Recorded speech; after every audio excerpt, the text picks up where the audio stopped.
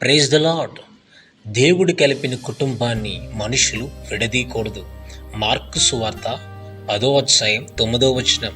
కాబట్టి దేవుడు కలిపిన వారిని మనుష్యుడు వేరుపరచకూడదు.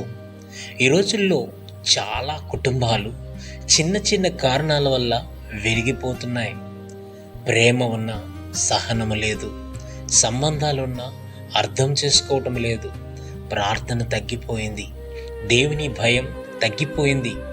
దేవుడు కలిపిన కుటుంబాన్ని ఇప్పుడు మనుషుల మాటలు, కోపం, అహంకారం, అనుమానం, సోషల్ మీడియా, డబ్బు, సమస్యలు విడదీయటానికి ప్రయత్నిస్తున్నాయి. కానీ దేవుడు చెప్పే ఒక గొప్ప సత్యం ఏమిటంటే, నేను కలిపిన కుటుంబాన్ని ఎవరు విడదీయకూడదు. ఒక సందర్భంలో యేసు ప్రభువును పరిసయ్యులు పరీక్షించటానికి ఒక ప్రశ్న అడిగారు. భర్త భార్యను విడిచిపెట్టవచ్చా? అప్పుడు యేసు దేవుని మొదటి ఉద్దేశాన్ని గుర్తు చేశాడు. ఆదికాండంలో దేవుడు పురుషుని మరియు స్త్రీని కలిపి ఒక శరీరముగా చేశాడు. వివాహం అనేది కేవలం ఇద్దరి ఒప్పందం కాదు, అది దేవుని సమక్షంలో జరిగిన పవిత్రమైన బంధం. అందుకే యేసు చెప్పాడు, దేవుడు కలిపిన వారిని మనుష్యుడు వేరుపరచకూడదు. దేవుని యొక్క వాక్యంలోనికి, సందేశంలోనికి వచ్చిన మనం 3 రకాలుగా చెప్తాను, వినండి. 1, కుటుంబాన్ని కలిపేది దేవుడే. వివాహం మనుషుల ఆలోచన కాదు, దేవుని ప్రణాళిక. భార్య భర్త ఇద్దరూ వేరువేరు స్వభావాలు కలిగిన వారు అయినా దేవుడు వారిని ఒకటిగా కలుపుతాడు. ఇంటి పునాది దేవుడైతే ఆ కుటుంబం నిలబడుతుంది.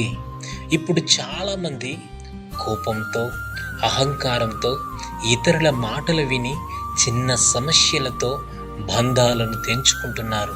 కానీ దేవుడు చెప్పేది విడిపోకండి, ప్రార్థించండి అని. 2, కుటుంబాన్ని విడదీయటానికి సాతాను ప్రయత్నిస్తాడు.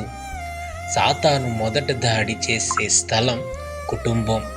ఎందుకంటే కుటుంబం బలంగా ఉంటే పిల్లలు దేవుని మార్గంలో నడుస్తారు, ప్రార్థన పెరుగుతుంది, సంఘం బలపడుతుంది. అందుకే అపార్థాలు, అనుమానాలు, కోపాలు తీసుకొస్తాడు. ఒక మాట గుర్తించుకోండి, సాతాను విడదీయడానికి చూస్తాడు, దేవుడు కలపాలని చూస్తాడు. 4, క్షమించే హృదయం కుటుంబాన్ని కాపాడుతుంది. ప్రతి కుటుంబంలో సమస్యలుంటాయి, కానీ నిలిచిపోయే కుటుంబాలు పరిపూర్ణమైనవి కావు. క్షమించుకునే కుటుంబాలు, ప్రేమ ఉన్న చోట క్షమ ఉంటుంది, క్షమ ఉన్న చోట శాంతి ఉంటుంది, శాంతి ఉన్న చోట దేవుని సన్నిధి ఉంటుంది. 5, ప్రార్థన ఉన్న ఇంటిని దేవుడు కాపాడుతాడు. కుటుంబ ప్రార్థన తగ్గిపోయినప్పుడు సమస్యలు పెరుగుతాయి. కలిసి ప్రార్థించే కుటుంబాలు కలిసి నిలబడతాయి. భార్య భర్త కలిసి ప్రార్థిస్తే 1, గొడవలు తగ్గుతాయి, 2, ప్రేమ పెరుగుతుంది, 3, పిల్లలు ఆశీర్వదింపబడతారు. ప్రియమైన దేవుని బిడ్డలారా, ఈరోజు దేవుడు మనతో మాట్లాడుతున్నాడు. నీ కుటుంబాన్ని కాపాడుకో, నీ బంధాన్ని గౌరవించు, ప్రార్థన విడిచిపెట్టకు. మనుషులు విడదీయాలని చూసిన దేవుడు కలిపిన కుటుంబాన్ని దేవుడే నిలబెడతాడు. ఈరోజు మనం ఒక నిర్ణయం తీసుకుందాం. ఏ పరిస్థితి వచ్చినా మా కుటుంబాన్ని దేవుని చేతిలో ఉంచుతానని ఒక తీర్మానం తీసుకో. దేవుడు ఈ యొక్క చిన్న సందేశాన్ని మనం ఇంటిలో దీవించునుగాక.